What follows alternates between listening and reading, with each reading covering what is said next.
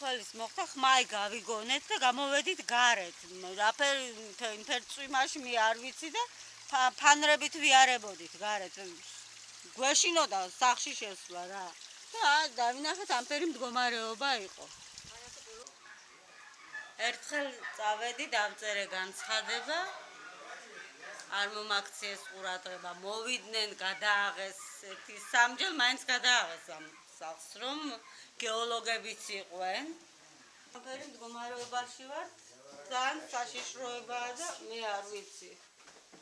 ყურადღებას არავინ არ გვაქცევს.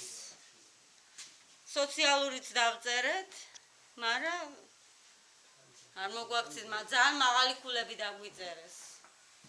ნახეთ, რა მდგომარეობა ხედავთ თქვენს, ამაში ახლა წვიმა რომ არის, ხო? საერთოდ ვერ შემოხვალ ოთახში, და ბოდიში და ტალახით ივსება აქაურობა. კი ხედავთ რა მდგომარეობა. განცხადება წავედი კიდე თემში, არ დამაწერიეს. დაწერილი როცა გაქვსო, არ უნდაო ახალი განცხადებაო და მოვლიანო და მოგხედავენო და ასე მოგხედეს. მეწყერის შედეგად აი ჭიშკარი ქლა წაიღო. და მე რაღაცნაირად ტროსებით და იმით ჩემმა მეუღლემ და ამას მოკაჩეს და გაასწორეს, მაგრამ ჭიშკარს ვერ ვაღებთ.